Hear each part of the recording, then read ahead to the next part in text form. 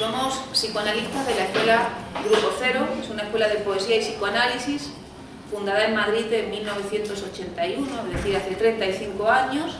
Está aquí muy cerquita, en la calle Princesa número 13. Dentro de esa escuela hay formación de psicoanálisis, hay un departamento de clínica donde los psicoanalistas trabajan para la salud de la población, atendiendo a cualquier persona que requiera, por su estado de salud, por su deseo de psicoanalizarse, requiera la asistencia de un psicoanalista. Tenemos una escuela de poesía, una editorial, etc. Es decir, es una institución que aquí en estos libritos, si se quiera, puede conocer un poco de esos 35 años, de la producción, ¿no?, el abanico de donde trabajamos. Cada mes nos encontramos en distintos centros culturales y bibliotecas de Madrid, además de las actividades que hacemos en la propia escuela, y estamos haciendo la labor de realización de charlas, de divulgación, hablando de temáticas que tengan que ver con la vida cotidiana, con los problemas, con las preguntas que más nos solamos hacer, y bueno, de alguna manera también eso puede avivar el deseo, el interés de conocimiento que ya se traduce en trabajo, en formación en la escuela, en los distintos seminarios, ¿de acuerdo? Hoy es un poquito un planteamiento, un encuentro, un acercamiento y una desmitificación de muchos conceptos o términos que ustedes tal vez manejan y que no tienen nada que ver con la teoría del inconsciente y no tienen nada que ver con el funcionamiento del aparato psíquico, ¿de acuerdo? Estamos en el siglo XXI, pero eso no quiere decir que los conocimientos científicos que se han producido en este siglo se estén llevando a cabo en la vida de las personas, ¿de acuerdo? La temática que hoy nos convoca, como os comenté antes, era la dependencia emocional o el amor, cuando se traduce en esa situación de incapacidad, de separación de aquella persona amada. Claro, el título de la charla de hoy es Cuando amar demasiado es depender. Con ustedes la psicoanalista, la doctora Norma Menasa. Hola, buenas tardes, encantada. La psicoanalista Susana Lorente. Buenas tardes. Y Elena Trujillo, psicoanalista también, las tres de la Escuela Grupo Cero en formación permanente. Adelante. Vamos a ver, ¿qué es el amor? Hay un poema que dice, el amor, ¿dónde estará el amor? Te busqué por todos los salones sin encontrarte, hasta que un día no te busqué más, encontré otras palabras. Digamos, para entrar en tema, ¿no? A ver qué es lo que... Pero el amor no es solo de los hombre y mujer, también hay amor a los hijos, ¿no? Sí, hay amor a los hijos, hay amor a las letras... Pero tratamos de eso hoy o no solo del amor. Del amor solo, o el amor de los Vayamos hijos, escuchando también. un poco para que nos vayamos, porque si no... Si Sí, no era para centrarnos, perdón. Claro, su indicación era muy interesante porque lógicamente esa palabra amor se confunde muy habitualmente, tal vez por la pobreza de nuestro uso, no por la riqueza de esa palabra, del lenguaje, ¿no? Las palabras tienen muchos sentidos. A veces la unimos únicamente a ese amor de pareja o ese amor de hombre y mujer, como si desconociéramos toda la historia de la humanidad. Entonces, como no podemos hacer caso omiso a la historia de la humanidad, ya que somos de la especie humana y seguimos produciendo esa historia, el amor evidentemente no tiene que ver solo con el encuentro de un hombre y una mujer, con la formación de una pareja o de una familia, sino, como usted bien ha indicado, tiene que ver muchísimo con la relación que se establece entre las personas. Y claro, se establece más relación con aquellas personas con las que se pasa más tiempo, las que se posan más esperanza. Bueno, una cosa muy interesante, porque el primer amor de todo ser humano es el amor a la madre. Ahí se establece la primera relación, donde el niño, que es un indefenso, va a ser cuidado con amor, esperado con amor, educado con amor, y ahí es el primer modelo de amor, ¿no? Hasta un cierto punto. Si te podemos decir. Yo querría que se empezase un poco a decir una definición, un poco para saber de qué partimos. Una definición del amor para ver qué sentido, en dónde estamos? ¿En dónde estamos? La definición para partir. Yo creo que lo está haciendo ella, lo que pasa de una manera diferente a como usted Pero lo por piensa. eso es que puede ser amor muy amplio, sí, con personas incluso, pero amor a unas cosas. O sea, el amor, ¿desde qué partida?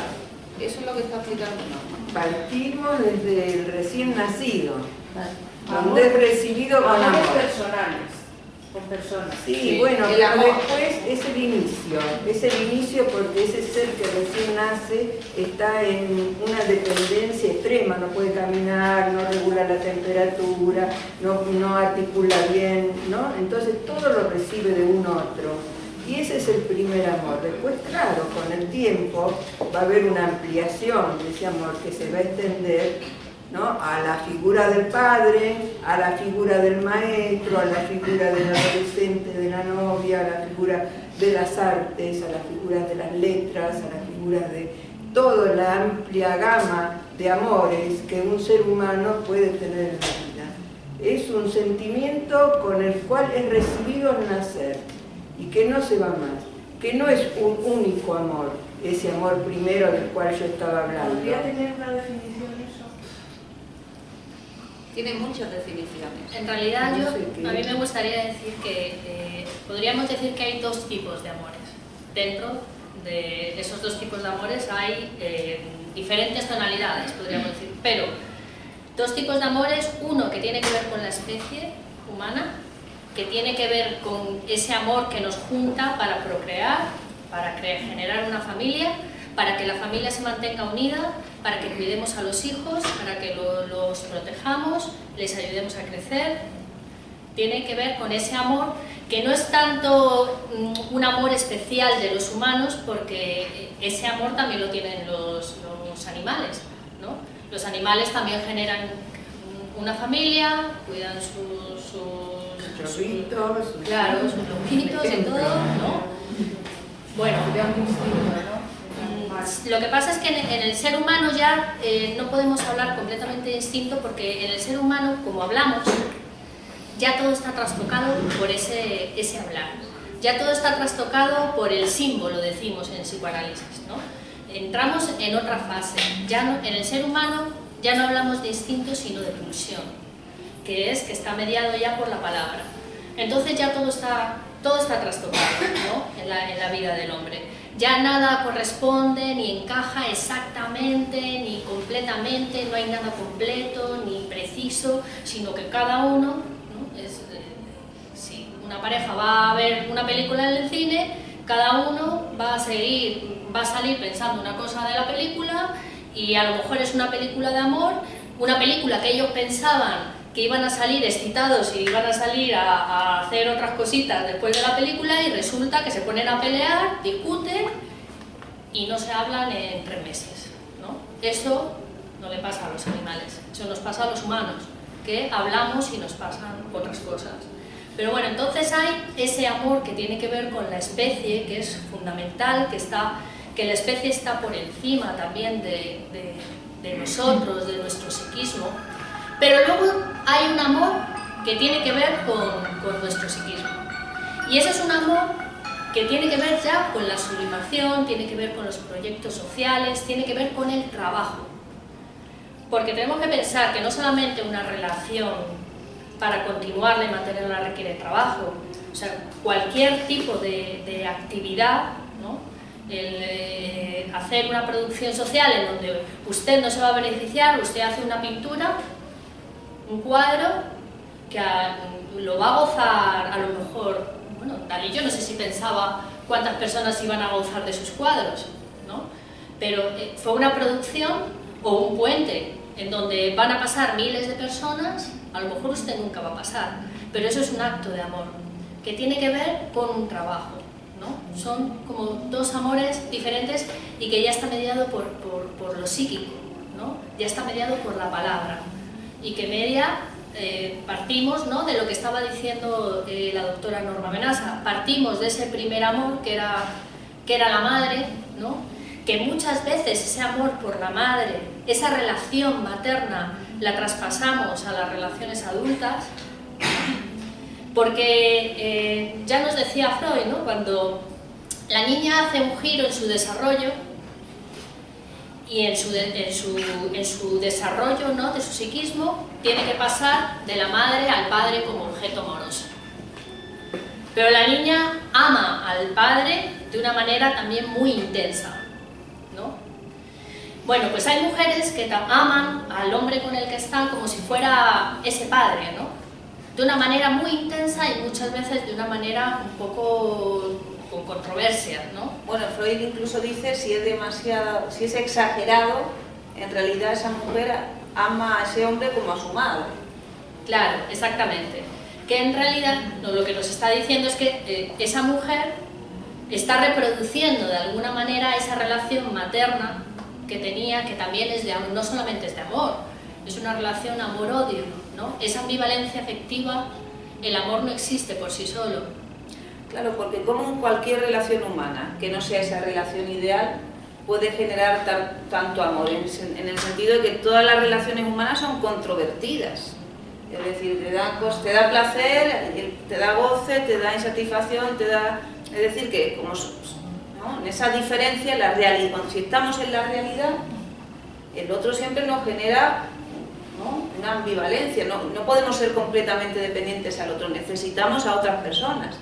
Sin embargo, cuando estamos en esa situación ¿no?, fantasmática, donde no te relacionas con esa otra persona, te relacionas con ese ideal anterior, ahí te pasan cosas que no son reales. No son claro, para el otro. ahí es cuando le exigimos al otro que una exclusividad, le exigimos que seamos únicos, que nos atienda, que nos cobije, como lo hacía cuando éramos chiquititos.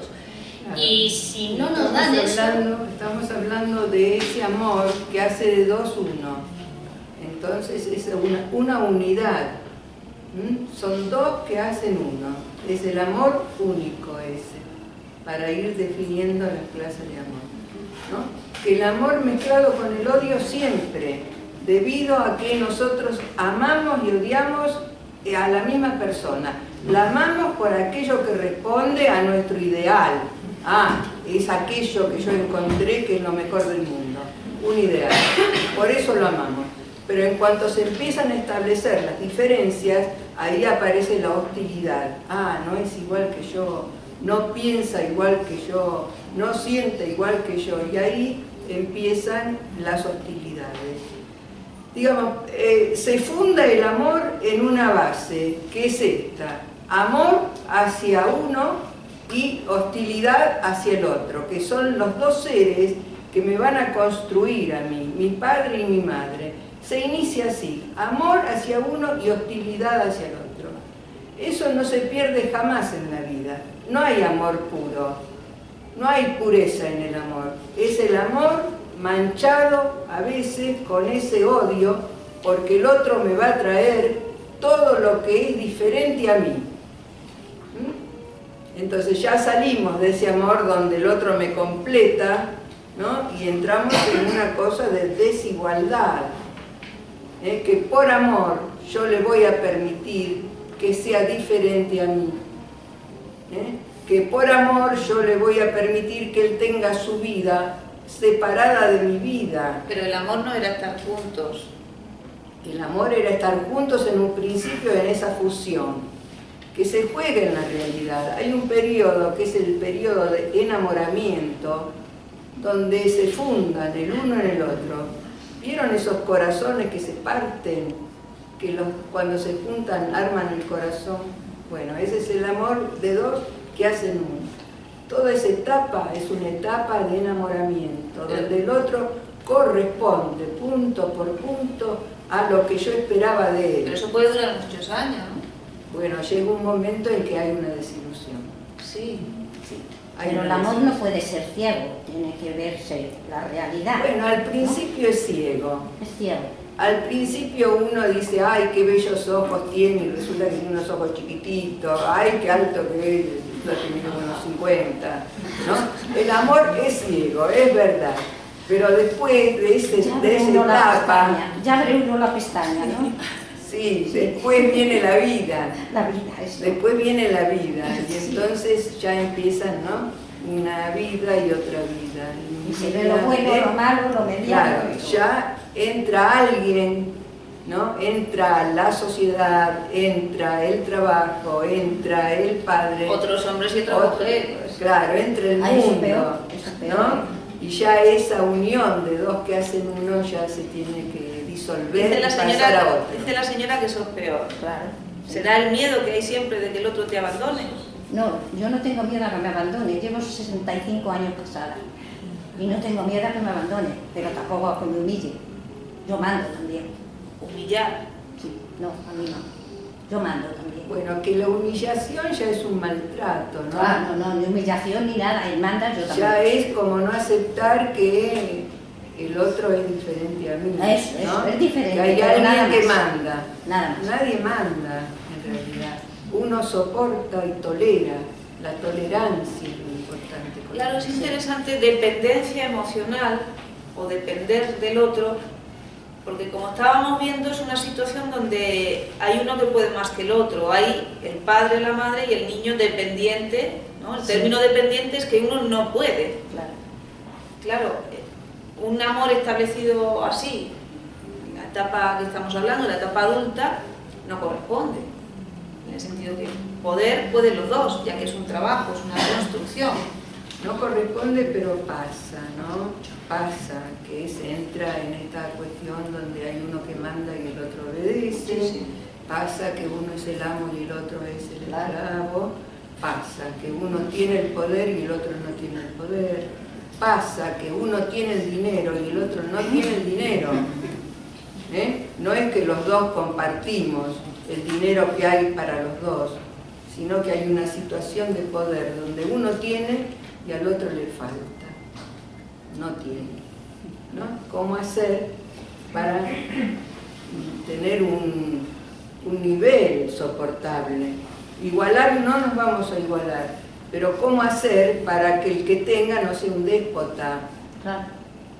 Ya entramos en otra corriente, en el despotismo, que se vio hasta en los estados, el despotismo, ¿no? Como para no entrar en esas situaciones, ¿cómo hacer? Porque el amor, si es amor, no te puede impedir crecer, no te puede hacer mal, no te puede retener si tu deseo es estar con otras personas, no te puede decir si la falda es corta o es larga, porque además una cosa es conversar o hablar, que alguien te diga, y otra cosa es que el otro vaya y lo haga. El esclavo ese hace al amo. Si tu novio te dice una cosa o tu novia te dice la otra y tú haces lo que te dice porque crees que así mantienes el amor, mantienes otra cosa, pero eso no es amor. Sí.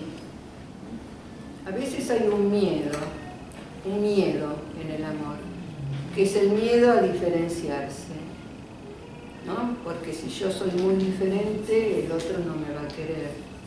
Entonces me someto, es decir, agacho la cabeza y hago lo que el otro dice. Entonces estamos en esta etapa de la charla de hoy, donde amar demasiado es sometimiento.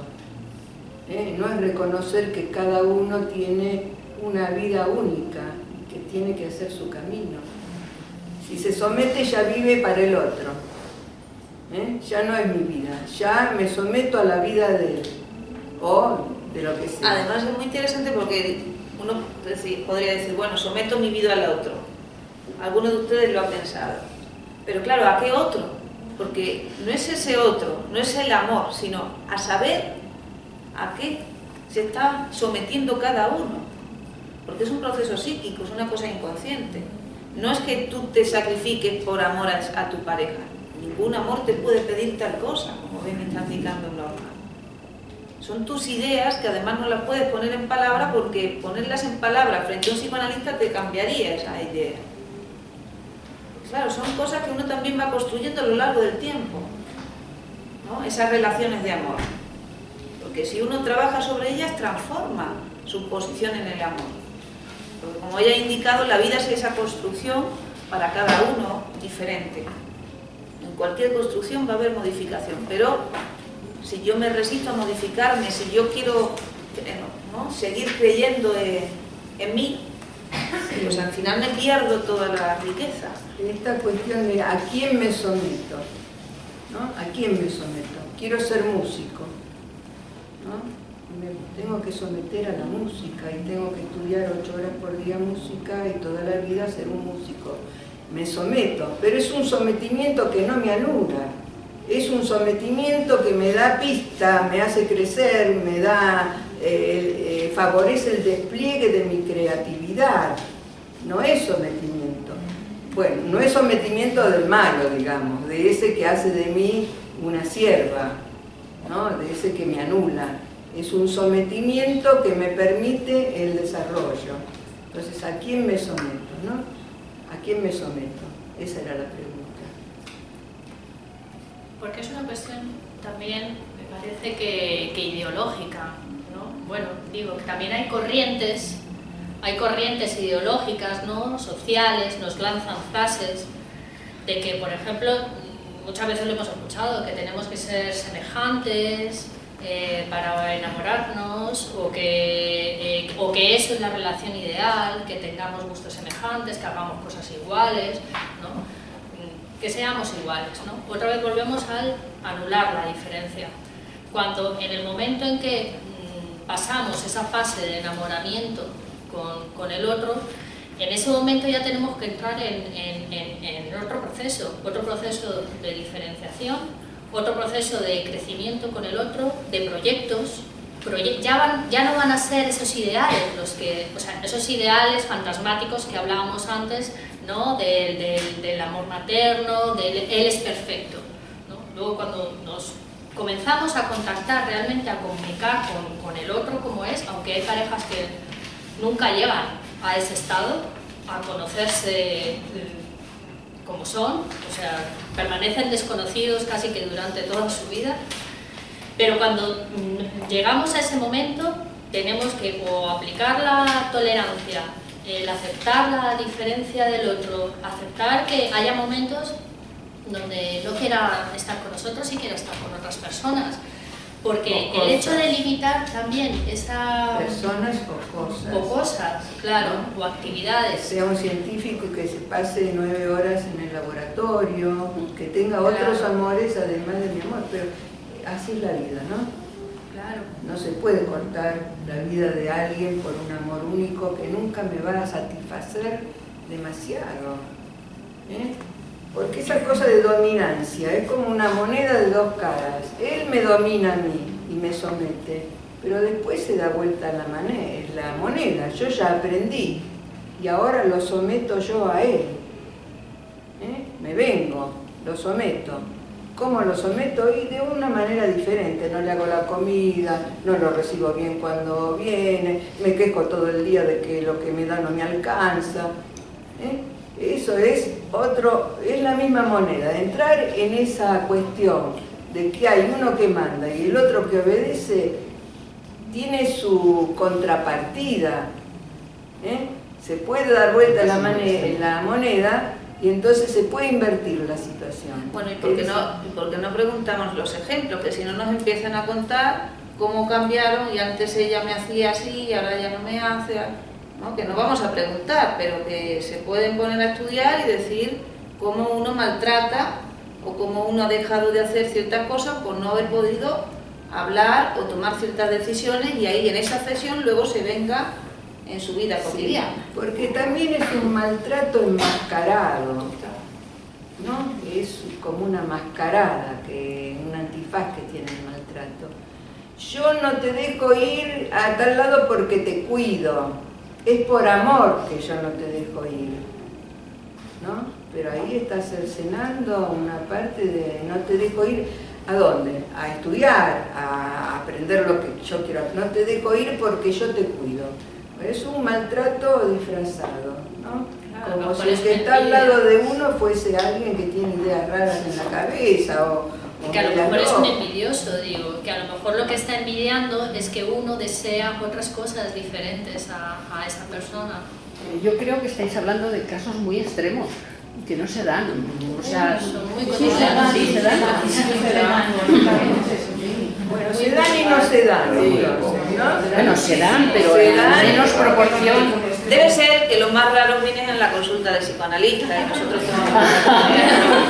Debe ser. Sí, se Pero hay otros problemas. ¿Qué dices? Yo, sí se dan. Vamos a aprovechar este lapso y van pasando los papelitos con las Hoy día preguntitas. que sí se dan, cuando hay tantas mujeres maltratadas, no se dan, ¿no? Cuando hay tantas mujeres maltratadas, porque se dan. Dígame. También hay hombres, ¿no? Sí, claro, también hombres maltratados, por supuesto. Pero... Con otras armas. Sí, pero si hubiera tantos hombres maltratados como mujeres maltratadas, habrían sacado alguna norma más. Las normas no regulan la vida afectiva de las personas. Habrían sacado otras leyes. Sí, pero digo, usan armas diferentes. El hombre usa la fuerza muscular, la mayoría. Yo no estoy hablando por mí, ¿eh? No. Yo estoy hablando por mí. Yo tengo un marido buenísimo y ya le digo, 65 años y nos asomamos y nos decimos adiós y nos tiramos un beso. Bueno, muy bien. Cuidado. Pero estoy hablando de mujeres que son maltratadas y de hombres que son maltratados. Pero hay más mujeres que hombres, ¿eh? A ver cuántos hombres mueren en 15 días como mujeres. Eso es terrible lo que está pasando. Es terrible. Pero hay que puntuar que matan a las queridas, no a las desconocidas. Matan a aquellas personas con las que tuvieron una historia de amor. Claro. Se casaron, vivieron juntos o se separaron, pero hubo amor. ¿No? Eso es lo que no se entiende. Cómo el amor está mezclado ahí con el odio. Cómo el amor puede darse vuelta. Porque ya se acabó, se conoce el amor. No. Ese es el error. Pues es como yo soy incapaz de... Solo mata a un hombre que ama de esa manera a esa mujer, que la quiere suya. Es un amor de posesión. Sí. Es un amor negativo, perjudicial, insalubre. Pero no mata a una que no le interesa. Lo que estaba indicando Norma es que es una cuestión que no se regula con las leyes o con los policías. Como no se está resolviendo, se regula tratando la vida psíquica de las personas, porque es una forma de amar que tienen esas personas. Usted conoce a una persona y no le mata. No. Esa es una construcción de esa pareja, de esa familia. Ha construido eso. Y en muchas ocasiones tienen la oportunidad de cambiarlo y no han querido o no han podido. Pero se puede cambiar eso. Pero necesita tratamiento psicoanalítico, porque son cuestiones ideológicas inconscientes en esas personas. Es una forma de amar, sádica, masoquista, pero estamos hablando de que hay otras formas de amar. Hay un amor donde es dar lo que no se tiene a quien no es. Es decir, aunque tenga la tentación de decirte no te vayas, que me encanta estar contigo, aunque te lo pueda decir o tenga la tentación, también en mí hay otra frase donde lo que quiero es que crezcas, que te vayas, que seas feliz, y si vuelves mejor. Es decir, que tengo que construir en mí esa generosidad también de entender que amarte también es aprender a separarme de ti, o aprender que otras personas te aman, te miran, te quieren, que tienes otras relaciones. Porque si no es un amor de objetos, que antes esta señora un poco planteaba, ¿no? Como el amor entre las personas y los objetos. Los objetos no se aman o no se desean. Siempre van pegadas al deseo de alguna persona cercana. Solo nos satisfacemos o buscamos deseos, deseantes. Solo nos generan deseos otros deseos. A ver. Y se producen entre las personas. Bueno, hemos recogido algunas preguntas. Vamos a elegir algunas para poderlas plantear. A ver, podemos leerlas. Sí. Si entendemos la letra. Eso es. A ver. ¿Cómo puedo eliminar mi adicción a idealizar a una persona o una relación? No vamos a preguntar si exactamente dice eso, porque supongo que dice eso, para que no se desvele quién lo ha escrito. Esa no. ¿Cómo le llama adicción? ¿Cómo puedo eliminar mi adicción a idealizar? Bueno, el que pregunta eso tiene muy buen concepto ahí formulado, porque es como adictivo, es como una adicción. El otro no es un ser que es diferente a mí. El otro es alguien que siempre me va a satisfacer, ¿no? El ideal. El ideal, claro. El otro no te satisface casi nunca. Bueno, pero el ideal, él cree que la droga, por ejemplo... Él es adicto a ese ideal. Claro. Porque la droga tampoco te da satisfacción. Bueno, en un principio puede ser que sí, porque complementa el ideal y bueno, y ahí viene la historia, ¿no? Pero es un Que lo amor... pone uno. Sí, claro, lo pone uno, Claro. sí. Claro, Pero el también... ideal es de uno, sí. Claro, el pero otro si no es ideal. Pero si uno se queda solo con lo que ya lleva, no se lleva nada del mundo. Ese ideal que yo he construido, para mí es muy satisfactorio, porque lo he construido yo. Cuando me encuentro con el otro, ya se me rompe mi ideal. Vale que genera un poco de insatisfacción, pero me enriquezco de lo que los demás o el otro me aporta. Es decir, mi ideal se convierte en algo más grande. Es decir, ya incluyo al otro en mi ideal también, porque por eso me ha interesado esa persona. Entonces tengo que aprender a perder un poco para ganar. Si no aprendo a perder, porque ese tipo de personas, adicción, que lo que quieren es estar unido al otro, que yo creo que sea perfecta las cosas, es porque no quieren perder nada de lo que ellos creen que es. Claro, es que si uno fuera un jugador, sabría que para ganar hay que invertir, hay que ajustar, y se pierde. Para ligar hay que probar.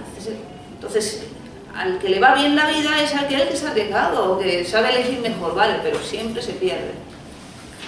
Yo eliminaría la palabra eliminar y la cambiaría por transformar la relación que tengo con mis ideales.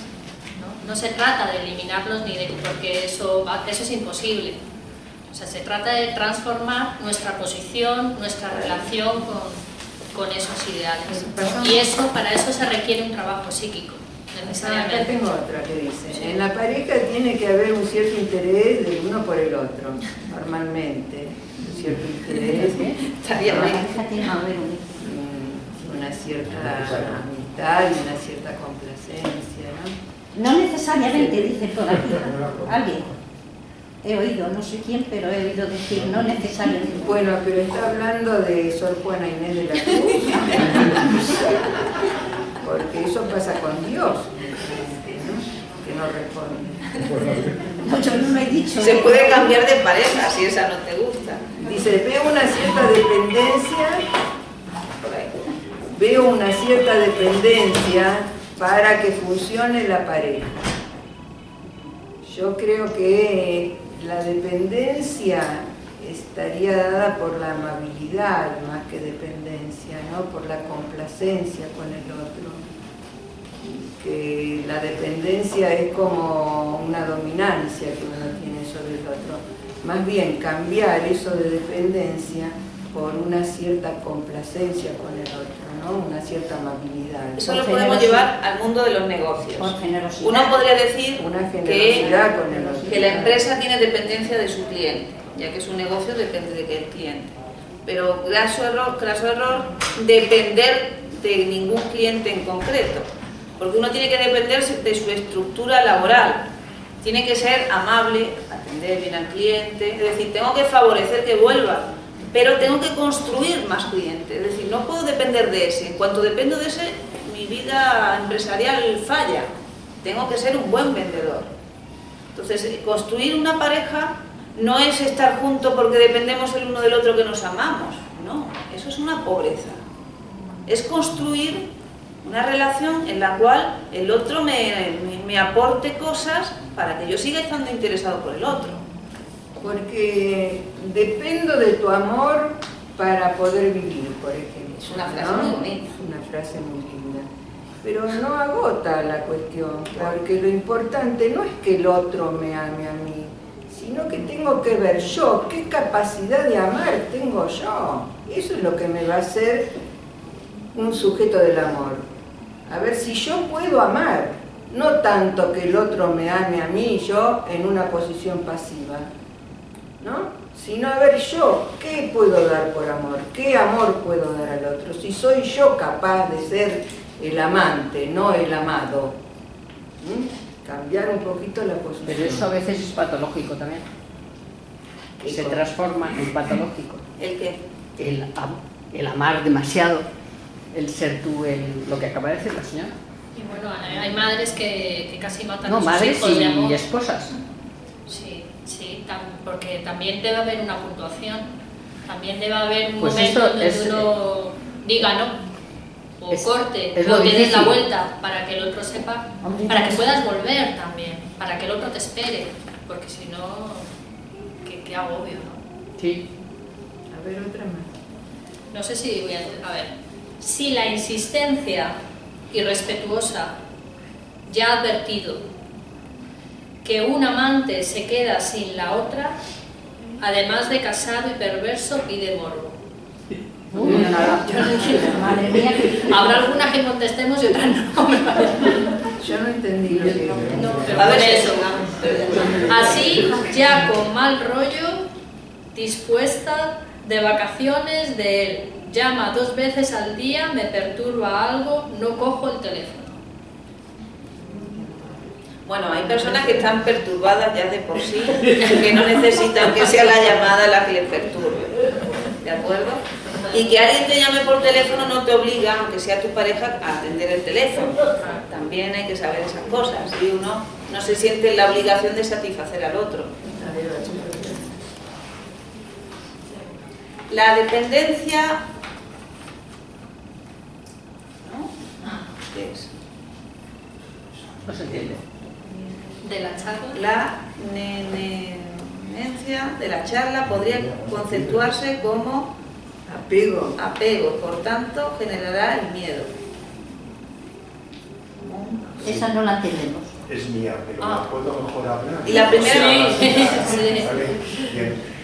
Yo el concepto de charla, cuando dice cuando amar demasiado es depender, pienso que la palabra apego debería de estar ahí, ¿no? Es decir, ese amar demasiado generaría un apego a la persona, de alguna forma.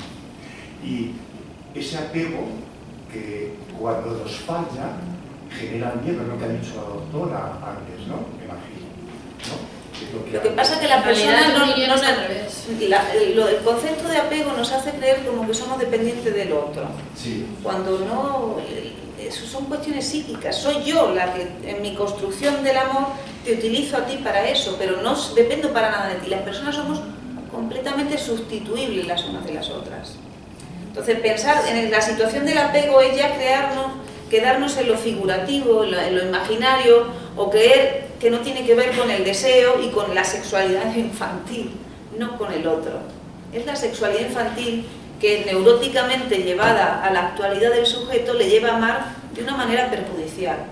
Porque el amor entre las personas es un compromiso, como bien indicado, es una construcción, es una conveniencia, son proyectos, nada más que eso.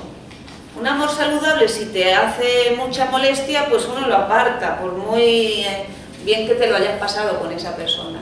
Cuando no puedo apartar es que ya hay otros elementos que utilizo en mi perjuicio. Claro. Escucha, que es mejor, me apego y me despego, porque si no me asfixio. Hay amores que asfixian, de tanto apego. Me apego y me despego. Tomo una cierta distancia, me voy a trabajar, me encuentro con mis amigos, hago otras cosas. Me ausento.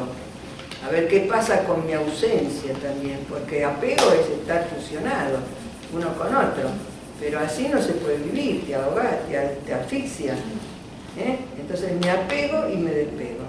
Claro, yo diría también que es precisamente el miedo el que genera ese apego tan fuerte.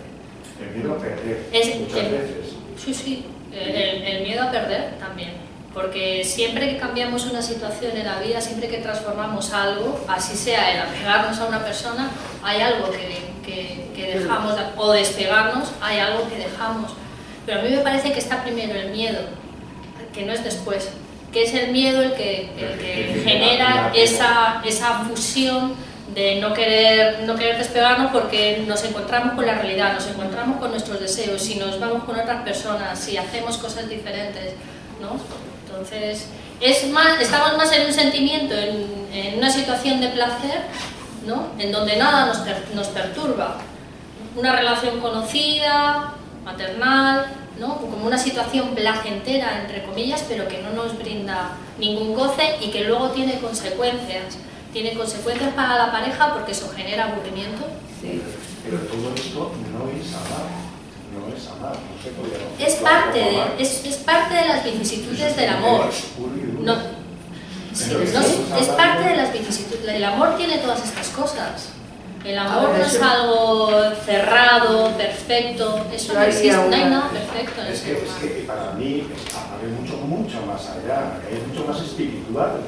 Fíjate, yo creo que estaríamos tocando un tema donde, quitando o prescindiendo de todas esas condicionantes físicos, irnos a más allá. Para caminar juntos deberíamos de, a lo mejor, llevar la misma dirección, siempre y cuando no privemos de libertad a la gente.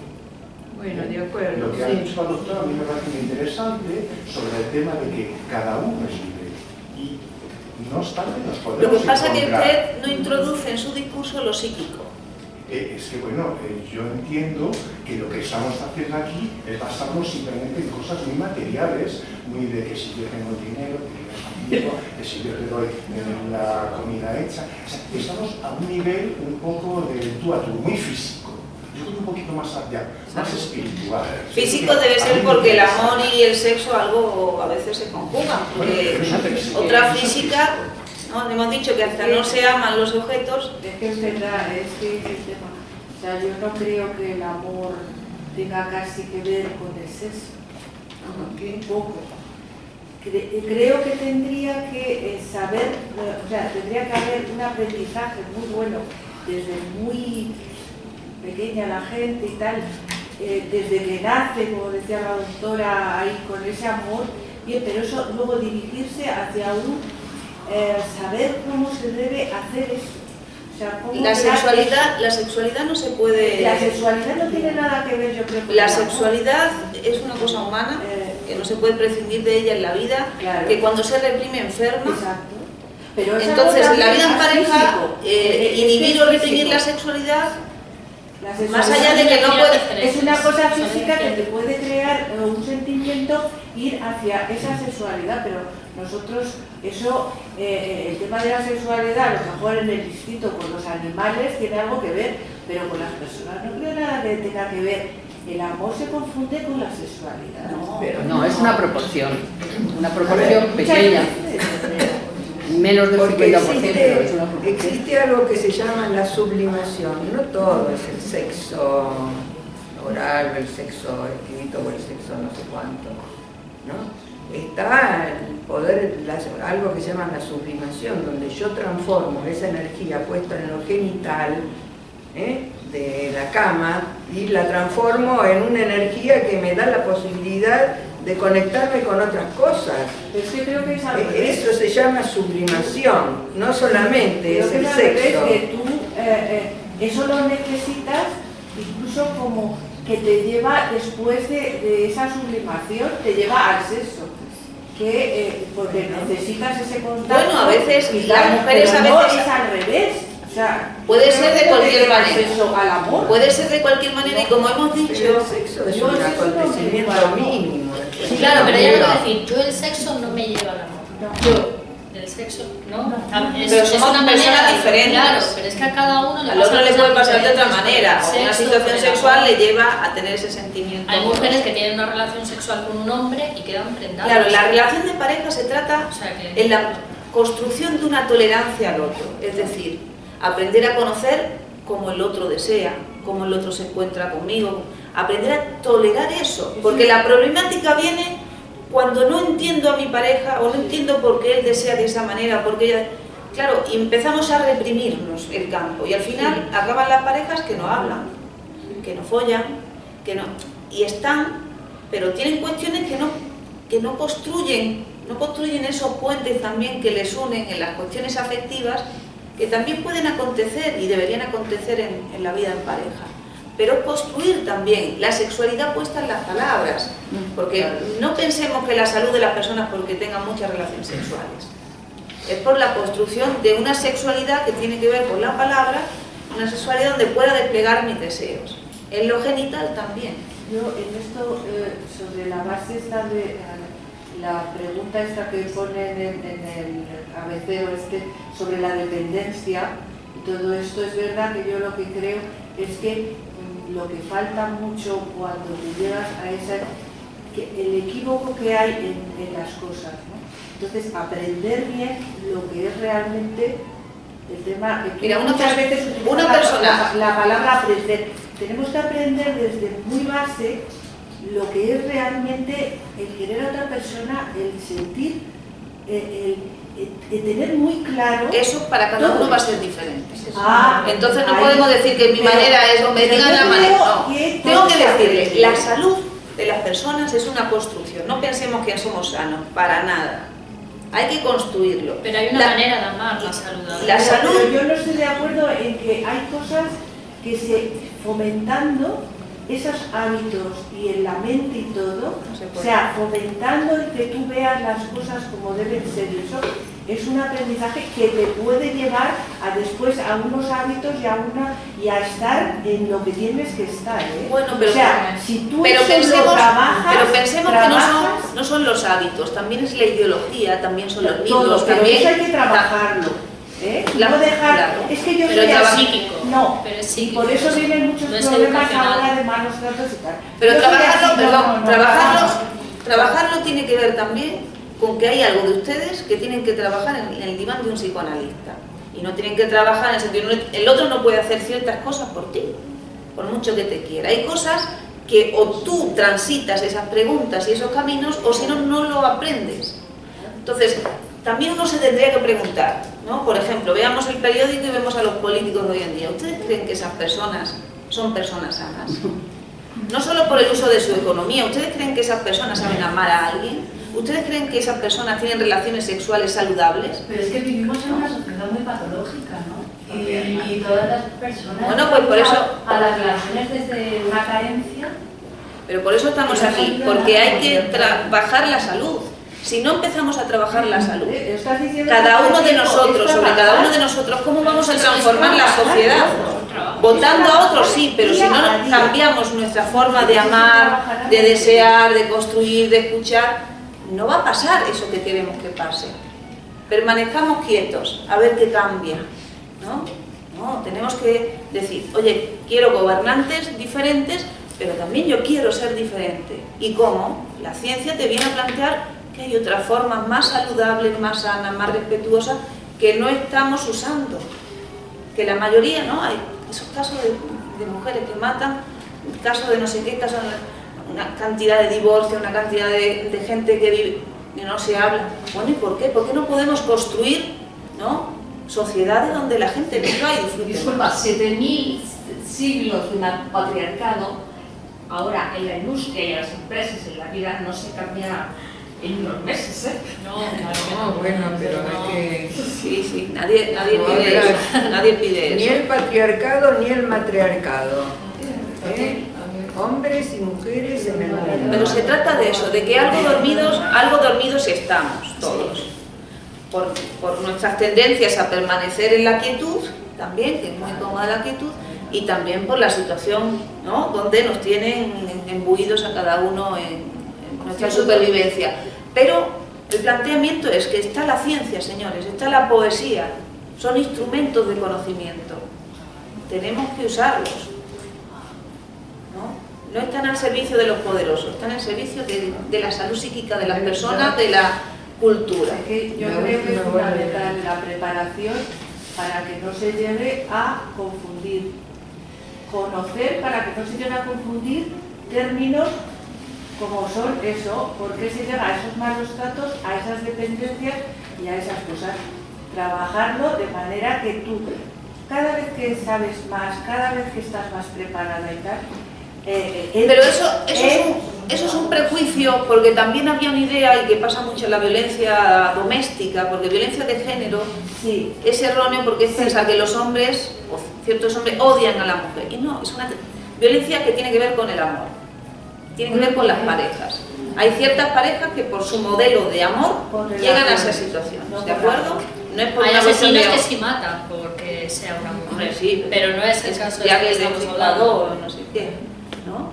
Pero en el sentido que tenemos que hacernos nosotros responsables también de esa cuestión, de esa construcción, para que, ¿no?, trabajando cómo amamos cada uno, cómo deseamos, cómo me comporto con las personas, eso puede generar cambios en nuestra vida y cambios en lo social, ¿no? Entonces, vamos a la última pregunta, la última bola de la noche. bueno, aquí hay una pregunta que me parece interesante. ¿Cómo me puede ayudar el psicoanálisis en una situación así? ¿No? Yo creo que más o menos hemos identificado elementos que pueden hacer diagnosticarse uno de dependencia emocional, ¿no? Alguien no había vivido esa situación, no la había visto, o a lo mejor uno normalmente no ve en qué situación es dependiente del otro. Pero podemos ver cada vez que uno le cueste tomar una decisión. No cuando uno tiene que tomar una decisión, la decisión tiene sus requerimientos, sus condicionantes, ¿no? Es un proyecto, voy a hacer la casa y tengo que ver el terreno, los permisos, cosas que tienen que ver con eso. Las opiniones de los demás no tienen que ver con esa decisión. En la vida personal, en las decisiones, en muchas ocasiones nos dejamos llevar por los afectos, por lo que sentimos, por lo que el otro nos dice, cuando eso no tendría que ver con el proyecto de vida, de camino, de decisión. Cada vez que no podemos tomar una decisión porque no sabemos, ¿no?, guiarnos por los criterios de esa decisión, sino que tenemos miedo a perder el amor del otro, ¿no? Cuando tenemos miedo de que el mundo se acabe con la otra persona, es una situación de dependencia. Bueno, hay que acostumbrarse también a ese miedo a perder, porque es una cosa de todos nosotros, porque vamos a perder la vida en algún momento también. Entonces, ¿de qué pérdidas estamos hablando? ¿Qué tanto miedo a perder? ¿No? La vida continúa. Él me dejó, pero la vida continúa. Yo sigo viva. Él se murió, yo sigo viva, ¿no? Pero digo, el miedo a perder en última instancia es un miedo muy remoto, ¿no? Porque lo verdaderamente que uno va a perder es eso, la vida. Porque después el otro se muere y uno sigue andando, es así. Es aprender a... Hasta le falló a Romeo y Julieta, que querían morir juntos y se desfasaron en el tiempo. Y al final uno murió a la mañana, otro a la tarde. Así que no. Claro, es aprender a interdepender, en el sentido de depender cada vez de más personas.